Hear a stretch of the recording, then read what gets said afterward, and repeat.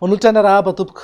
Toy izao ny fivoaran'ilay rivo-doza fitia amin'izao maraina izao. Tafiditra antanety atao amin'ny distrikan'ny Soalala izy tamin'ny 4 ora sasany maraina teo. Mbola voasokajy ho rivo-doza mahery hatrany izy na cyclone tropical, izany hoe mitondra rivotra manodidina eo amin'ny 510 kilometatra isan'ora ary arahana tafiotra 100 kilometatra isan'ora. Izotra hianatsimo somary atsimo atsinanana izy amin'ny hafainganam-pandeha 20 kilometatra isan'ora. Raha ny sary azo avy amin'ny zana-bolana ihany koa dia saika ny aina atao anatin'ny ora mikija tanteraka nandritry ny alina mitohy hatramin'izao maraina izao ny any amin'ny faritra avaratra andrefa ny Madagasikara iny. Tafiditra ao anatin'izany moa ny faritry Boeny, Betsiboka ary ny tapany avaratra ny faritry Melaky. Arak'izany dia miova toy izao ny filazana loza mahakasika ny rivo-doza.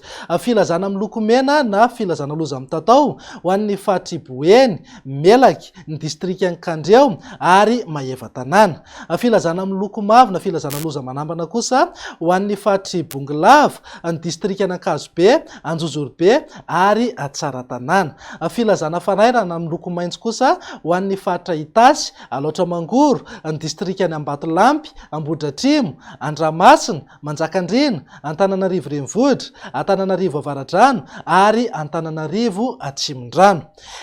Tsy miova ny mety hozotran'ity rivo-doza ity fa amakivaky ny voatany izy ho amin'ny anio tontolo andro mety hitohy hatramin'ny alina mihitsy aza moa izay ary tombanana hivoaka ny ranomasina indray any amin'ny morotsiraka ny faritra Atsinanana ho amin'ny Rampitso. Hitondra rotsakorana betsaka izy arak'izany amin'ny faritra maro eto Madagasikara indrindra amin'ny toerana andalovany sy ny manodidina azy. Mety hananky eo amin'ny 20 hatramin'ny 20 milimetatra ny tsakorana ao anatin'ny 420 ora.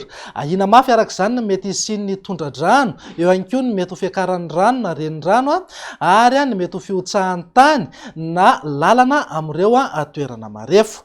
Araka ny efa mahazatra antsika ny rivo-doza iray rehefa tafiditra antanety dia marobe ny sedra lalovany eny an-dalana eny. Arak'izany dia tombanana hena tsikelikely ny herin'izy io, na izany na tsy izany aza mety mbola voakasiky ny rivotra mafy tsy mahazatra antsika andavanandro ny any amin'iny atitany avaratra andrefana sy ny faritra sasany eto amin'ny afovoantany ho amin'ny anio tontolo andro sy ny alina.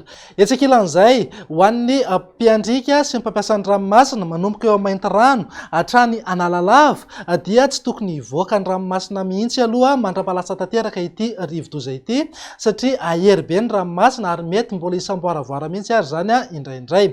Ampiomanana sahady ihany koa isika mpanjono sy ny mpampiasa ny ranomasina manomboka eo Mananjary hatrany Fenorivo Atsinanana mba tsy hivoaka endrika manomboka anio tolakandro satria mety ahery ny ranomasina eo ampivoahan'ity rivo-doza ity ny ranomasina indray any amin'ny morotsiraka afovoany Atsinanana.